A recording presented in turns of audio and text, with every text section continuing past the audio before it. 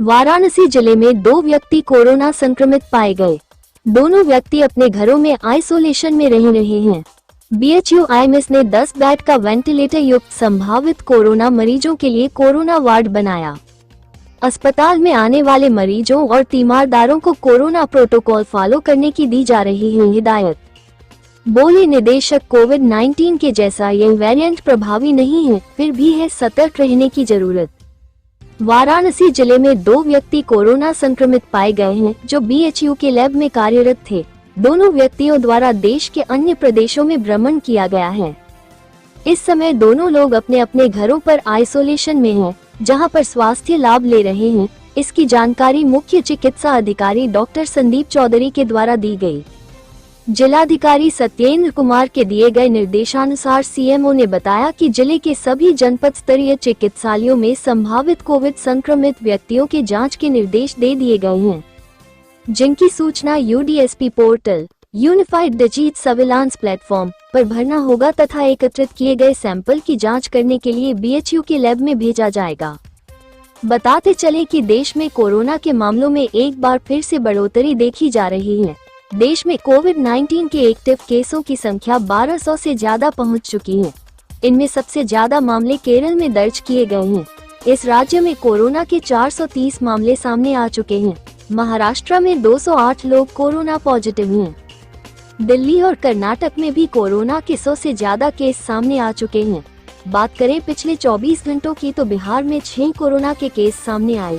वहीं अरुणाचल प्रदेश में भी एक शख्स कोरोना पॉजिटिव पाया गया है। कोरोना के बढ़ते मामले की सबसे बड़ी वजह JN.1 वेरिएंट है। यह ओमिक्रॉन का ही सब वेरिएंट है। वाराणसी उत्तर प्रदेश से मनीष पटेल की खास रिपोर्ट। केसेस हमारे पोर्टल पे हैं और दोनों हमारे बीएचयू के आईएमएस लैब माइक्रोबायोलॉजी के संबंधित हैं। दोनों स्वस्थ हैं और कि कोई भी ऐसे लक्षण नहीं है जिस गंभीरता के।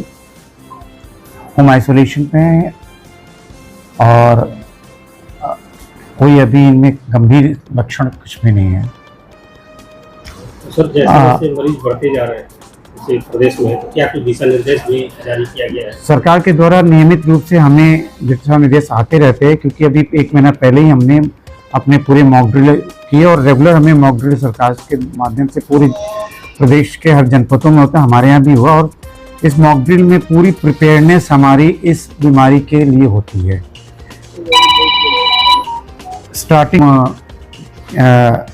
पेशेंट का रिसीव और कैसे रिसीव करें और कैसे ले जाएंगे, कैसे क्या करेंगे, और हमारी साथ साथ जितनी हमारी मेडिसिन और ऑक्सीजन सप्लाई सबके लिए पूरा प्रिपेयरनेस नियमित रूप से होती है। और अभी इतना पहले भी हुई और पूरा हम प्रिपेयर हैं। और अभी तक जो देखा जा रहा है, जो पैटर्न है इस मर्ज में, बहुत कोई कम्युनिकेबल नहीं है।